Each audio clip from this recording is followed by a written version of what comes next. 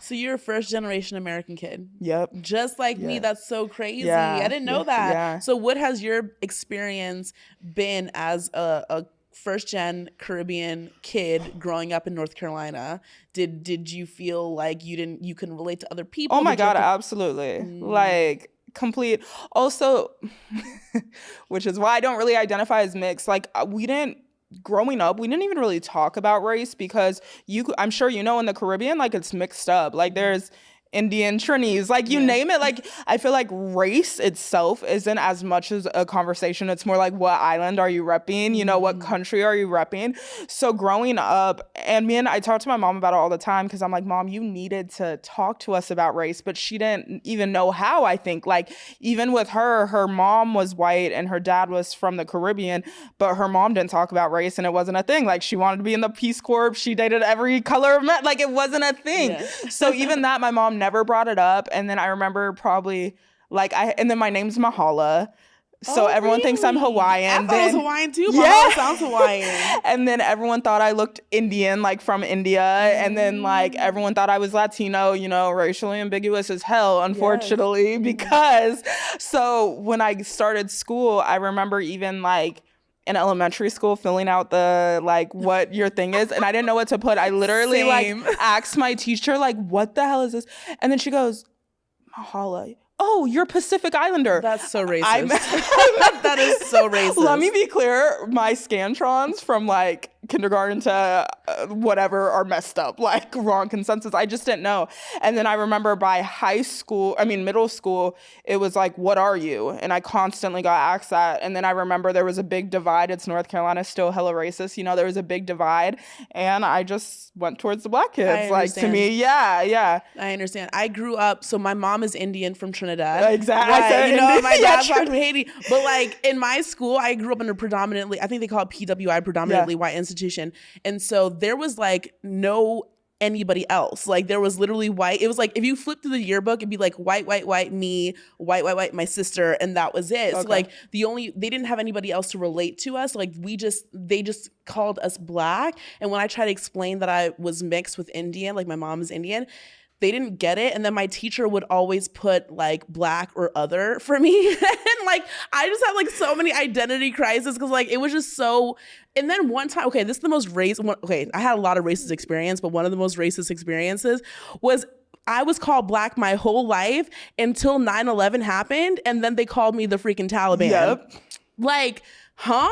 So I'm black when it's convenient, but as soon as the terrorist attacks happen, now you see my Indian side. Like it was just so ridiculous, you know? So like, I mean, I understand. Yeah, no, I'm actually shook right now because I know you understand. Mm-hmm. And then because of colorism, people are so ignorant. Like how are you Indian? I'm sure they're like, you know, and it's like, yo, like, thank the Lord society now understands you can be black and from other countries. Thank God. I literally woke up this morning. I was like, God, thank you that that I'm alive in 2023, that I'm alive to see the progression, because if I would have like, God forbid, died in the 90s, which I love the 90s, but damn, it was hard for like people to really accept like different diversities and things like that. You know what I mean? So it was so nice to like have the experience. And I feel like TikTok has changed that. Social media has changed that. People are really opening their eyes to like, wow, it really is like different races out there. Different, you know what I mean? There's a world. And you can have a race and an ethnicity because race is this made up construct in the first place. But so I get it. Yeah. That is so crazy. That's crazy so funny. Too. And that's funny because that was my definition too. I was like, there's Indian Trinis. Like, you know, but also Trinis. I'm sure you had that experience too. Well, wait, where are you from though? In the States? Oh, okay. So I was born in New Jersey, raised in Orlando, Florida. Okay, so you had better places than I had. Okay, you had more diverse places. But also in North Carolina, my mom told me I was West Indian. That's all I knew. So then everyone thought I was from India because they didn't know what the hell West Indian was. It's like, who are they educating us in geography? Like, how do we not know this? Still to this day, nobody knows. If I say I'm West Indian, which is what I would be ethnicity-wise, I would be West Indian. No one knows what the hell that is. Still. That's so sad. Still, yeah. So then also, and it's not like my mom explained, I just knew, like, I go to St. Lucia and it's in the West Indies. Like, I'm West Indian, you know? Yeah. And so I remember everyone was like, oh, she's Indian. Like, people used to call me Pocahontas. Pocahontas is Native American. She's not Indian. Like, it's actually exhausting. It's exhausting.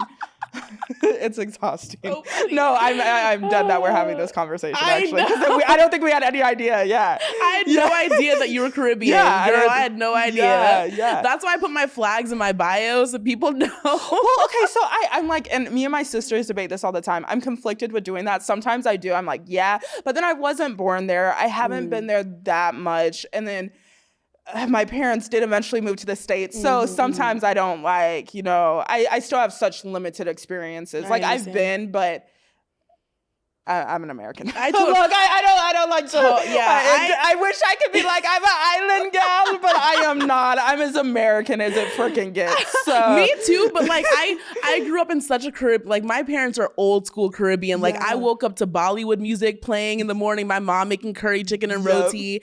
After I graduated, I think college, I like spent like 6 months living in the islands, like with my mom, and like, you know what I mean? Just That's like really what I needed. I needed to live there for a few months. I still need to do it. I just need to go to, even if I go to like St. Thomas right next to St. John, like I need to do it. Come to Trinidad Carnival. I know. Next year I'm doing going. my first carnival in St. Lucia this year. Really? Yes. Oh my gosh. Carnival in the islands is so different because there's no rules. People are like bouncing off of ceilings, like on roof. Like there's no rules in the islands when it comes to Carnival because the whole country celebrates and it. Trinidad so they Carnival shut it down. Lit. Yeah. And Nicki Minaj was there this year. I'm so mad I wasn't there. Yeah.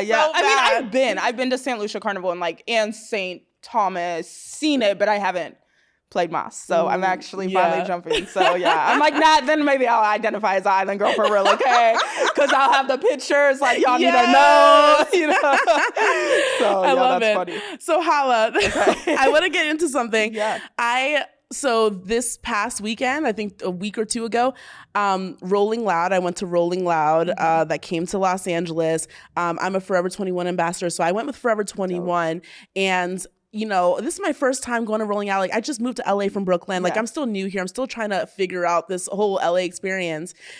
Then I saw your TikTok about your terrible, horrible experience at Rolling Loud, and I want to know what happened. So tell us. Yeah. So long story short, I go to bed at 8:00, y'all. Like I am not hip. I am an old woman, okay? But my friend, and I'm trying to get more out. Like I would rather be alone, but I'm like, you gotta be cool, Hala. Like you still young, So my friend's like, hey, a big promoter I work with all the time is having me come to Rolling Loud. I sent him your page already. He loves you. Like, come through. Cool. I remember literally being like, you sure you sent him my page? Not because I've ever been rejected, just I don't have time to waste, So I'm like, are you sure? She's like, yeah, he liked all your pictures. He said I can bring more friends.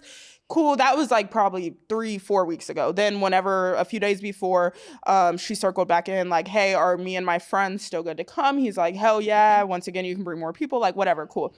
So she's like, cool, confirmed. And we were supposed to go all weekend. Cool, whatever. We get dressed, I clear my weekend. I actually had plans, but I was like, okay, I'm not even a music head. So like, I'm like, you know what? I'm cool though.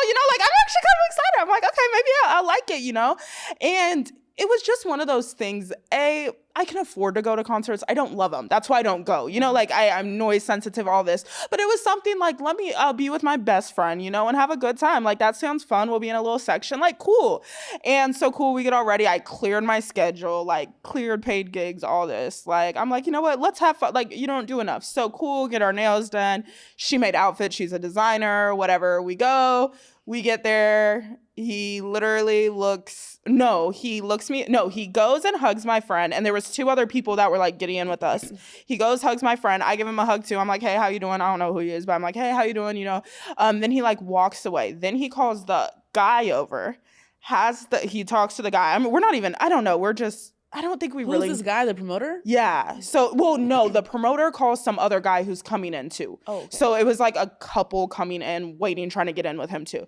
So he calls him over, and then the guy comes back, and a clown ass nigga too. Okay, because he was like, hey, yeah, he wanted to let me know that you can go in talking to my friend, but she can't. And he said it to your face? Not the promoter. He had this guy come and say it, little punk. Anyway, so I was like. And I'm not gonna lie, I was just confused for a second. Like, and I don't do nightlife, so like I'm just confused. I'm like, so I don't even jump to conclusions at first. And my friend's like, he said what? and he had you come say that. Like, he couldn't even say that. So she goes up, and I'm like kind of following behind her. Once again, I'm kind of like, I think I'm just irritated. I'm like, I don't even like this stupid ass shit. I didn't even like, I was going to be with my friend, you know? And then he was like, yeah, there just ain't enough tickets, you know, but ain't enough to, exactly. So we get in the car. My friend was like, you know what? Like, we need to expose him. Like, that's some bullshit, you know, whatever. Long story short. If it's meant to be, then it'll be a love song.